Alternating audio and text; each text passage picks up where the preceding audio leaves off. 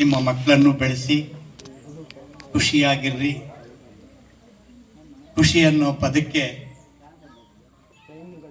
ನಿಮ್ಗೆ ಅರ್ಥ ಗೊತ್ತಿಲ್ಲ, ನನಗೀಗ ಅರ್ಥ ಗೊತ್ತಾಗ್ತಾ ಇದೆ. ಎಷ್ಟು ಕಷ್ಟ ಇದೆ ಅದನ್ನು ಪಡ್ಕೊಳ್ಳೋದು ಅಂತ. ಅದು ನಿಮ್ಮ ಕೈನಲ್ಲಿದೆ ಈಗ, ಅದು ಚೆಲ್ಲಬೇಡ. ಅನವಶ್ಯಕವಾಗಿರ್ತಕ್ಕಂಥ ವಿಚಾರಗಳನ್ನು ದೊಡ್ಡದಾಗಿ ಮಾಡಿಕೊಂಡು ಸಾಮಾನ್ಯವಾಗಿ ಈ ಯೌವನದಲ್ಲಿ ಗಂಡ ಹೆಂಡತಿನಲ್ಲಿ ಒಂದು ತಪ್ಪು ಕಲ್ಪನೆ ಇರ್ತದೆ. ನಾನು ಹೇಳ್ದಂಗೆ ನನ್ನ ಗಂಡ ಕೇಳಬೇಕು ಅಂತಲೋ ಅಥವಾ ಗಂಡಸು ನಾನು ಅಂತಕ್ಕಂಥ ಹಮ್ಮೋ ಜೊತೆಯಾಗಿ ಸಣ್ಣ ಸಣ್ಣ ವಿಚಾರಗಳಿಗೆ ನಾವು ನೋವನ್ನು ಪಡ್ತೇವೆ. ಒಂದು ಚೆನ್ನಾಗಿ ನೆನಪಿಟ್ಕೊಳ್ಳಿ, ಸಣ್ಣ ವಿಚಾರಗಳಿಗೂ ಕೂಡ ಖುಷಿ ಪಡುವಂತವುಗಳಿದ್ರೆ ಖುಷಿ ಪಡಿ. ಬಹು ದೊಡ್ಡ ವಿಚಾರಗಳಿಗೆ ಹೋಗ್ಬೇಡಿ, ಸಣ್ಣ ಸಣ್ಣ ವಿಚಾರಗಳಿಗೂ ಕೂಡ ಖುಷಿ ಪಡಿ. ಅದನ್ನ ಮರಿಬೇಡಿ. ಅದೇ ನಿಜವಾಗಿರ್ತಕ್ಕಂಥ ಜೀವನ.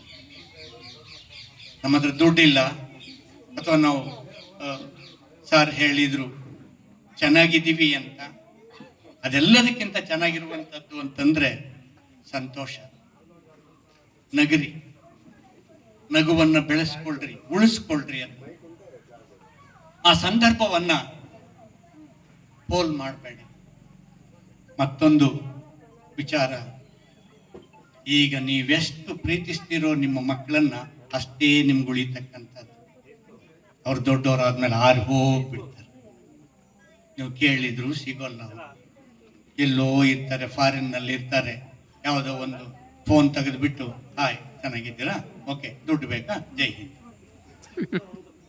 ಪ್ರೀತಿ ಇಲ್ಲ, ಪ್ರೇಮ ಇಲ್ಲ, ಮಾತಿಲ್ಲ, ಕತೆ ಇಲ್ಲ. ಯಾಕೆಂತಂದ್ರೆ ಅಲ್ಲಿಂದ ಫೋನ್ ಮಾಡ್ಬೇಕಾದ್ರೆ ಕಂತೆ ದುಡ್ಡು. ಇವತ್ತು ನೀವೇನ್ ಪ್ರೀತಿಸ್ತೀರಿ ಅದು ಬಹಳ ಮುಖ್ಯ.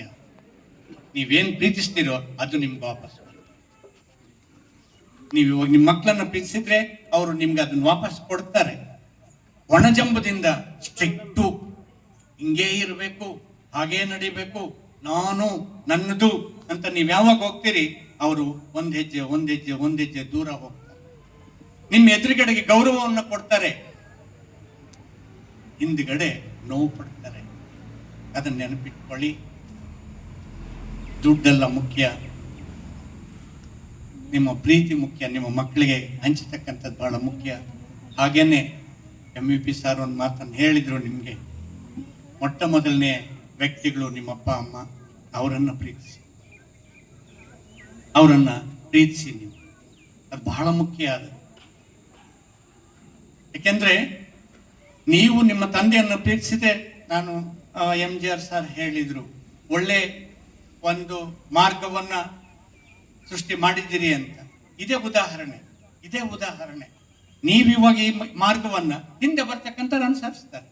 ಹಿಂದೆ ನಾವು ಮಾಡ್ಬೇಕು. ನಮ್ಮ ಮಾಸ್ತರ್ ನಾವು ಗುರುವಂದನ ಕಾರ್ಯಕ್ರಮವನ್ನು ಮಾಡಬೇಕು ಅಂತ. ಹಾಗೆ ನಿಮ್ಮ ಮಗನೂ ಕೂಡ ನಿಮ್ಮನ್ನು ಚೆನ್ನಾಗಿ ನೋಡಿ. ಅದು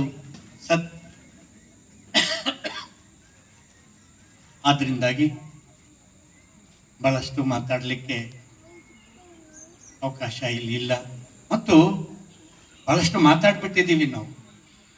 ಎಷ್ಟು ಮಾತಾಡ್ತೀವೋ ಗೊತ್ತಿಲ್ಲ. ಆದ್ರೆ ಒಂದು ಖುಷಿ, ನಮ್ಮ ಮಾತು ನಮಗೆ ಫಲ ಕೊಟ್ಟಿದೆ. ನಮ್ಮ ಮಾತುಗಳು ನಮಗೆ ಫಲ ಕೊಟ್ಟಿದೆ ಇವತ್ತು. ಅದು ಖುಷಿ ಆಗ್ತದೆ ನಮಗೆ. ನಮ್ಮ ಮಾತುಗಳು ನಿಮ್ಗೆ ಹಿಡಿಸಿದವೆ. ಅದಕ್ಕೆ ಉದಾಹರಣೆ ನೀವೆಲ್ಲ ಬಂದಿರ್ತಕ್ಕಂಥದ್ದು, ಒಗ್ಗಟ್ಟಾಗಿ ಬಂದಿರ್ತಕ್ಕಂಥದ್ದು. ಅದರಿಂದಾಗಿ ಒಂದು ಸಣ್ಣ ಕತೆ ಹೇಳಿ ಮುಗಿಸ್ಬಿಡ್ತೇನೆ. ಒಂದು ಮಗು, ಸುಮಾರು ಒಂದು 15 ವರ್ಷದ ಮಗು, ಹೆಣ್ಮಗು ತನ್ನ ತಂದೆಗೆ ಊಟಕ್ಕೆ ಬಡಿಸ್ತಾ ಇದ್ಲು.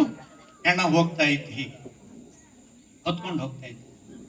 ಆ ಹುಡುಗಿ ಹೇಳಿದ್ರು, ಅಪ್ಪ ಅವರು ಎಂಥವ್ರು ಅಂತ ನೋಡ್ಕೊಂಡ್ ಬರ್ತೀನಪ್ಪ ಹೊರಗಡೆ ಹೋಗಿ ಅಂತ ಹೇಳಿದ್ರೆ. ಅಯ್ಯೋ ಮಗಳೇ, ಅವಳು ಸತ್ತೋಗಿರೋನ ಏನ್ ನೋಡ್ಕೊಂಡ್ ಬರ್ತೀನಿ ನೀನು, ಹೋಗಿ ಚೆನ್ನಾಗಿ ಒಳ್ಳೆಯವನು ಕೆಟ್ಟವನು, ನಾನು ಬಂದು ಹೇಳ್ತೀನಿ, ನೀವು ಊಟ ಮಾಡು, ನಾ ಹೋಗಿ ಬರ್ತೀನಿ ಅಂತ ಓಡೋದ್ಲು ಹೊರಗಡೆ ಓಡೋಗ್ಬಿಟ್ಟು ಒಳಗಡೆ ಬಂದು ಹೇಳಿದ್ರು, ಅಪ್ಪ ಸತ್ತಿರ್ತಕ್ಕಂಥ ವ್ಯಕ್ತಿ ಬಹಳ ಒಳ್ಳೆಯವನು. ಅಯ್ಯೋ ನಿನ್ ಮನ್ಕಾಯೋಗ, ಅದು ಹೆಂಗೆ ಹೇಳಲಿಕ್ಕೆ ಸಾಧ್ಯ ಅದ ಮಗಳ ಅಂತ. ಆಗ ಅವಳು ಹೇಳಿದ್ರು, ಅವ್ರ ಹಿಂದೆ ಬಹಳ ಜನ ಹೋಗ್ತಾ ಇದ್ರು. ಬಹಳ ಜನ ಹೋಗ್ತಾ ಇದ್ದಾರೆ ಅಂದ್ರೆ ಏನಪ್ಪ ಅರ್ಥ, ಅವ್ರು ಬಹಳ ಒಳ್ಳೆಯವರು. ಹಾಗೆ ನಾವು ಮಾಸ್ತರ್ ನಾವೇ ಬೆನ್ನು ಚಪ್ಪರಿಸ್ಕೋಬೇಕು. ಯಾಕಂದ್ರೆ ನೀವೆಲ್ಲರೂ ಬನ್ನಿ, ನಾವು ಚೆನ್ನಾಗಿ ಪಾಠ ಮಾಡಿದ್ದೀವಿ ಅಂತ ಅರ್ಥ, ನಿಮ್ಮನ್ನು ಚೆನ್ನಾಗಿ ಬೆಳೆಸಿದ್ದೀವಿ ಅಂತ ಅರ್ಥ. ಈ ಬೆಳವಣಿಗೆಯನ್ನು ಹಾಗೆ ಮುಂದುವರಿಸ್ಕೊಂಡು ನಿಮ್ಮ ಮಕ್ಕಳಿಗೆ ದಾರಿದೀಪವಾಗಿ ನಿಮ್ಮ ಹಿಂದೆ ಬರ್ತಕ್ಕಂಥ ವಿದ್ಯಾರ್ಥಿಗಳಿಗೆ ಮಾರ್ಗಸೂಚಿಯಾಗಿರ್ತೀರಿ ಅಂತ ಹೇಳ್ತಾ ನಾನು ಕೆಲವು ಮಾತುಗಳನ್ನು ಆಡಲಿಕ್ಕೆ ಇಷ್ಟಪಟ್ಟು ಮುಗಿಸ್ತಾ ಇದ್ದೀನಿ. ನಮಸ್ಕಾರ.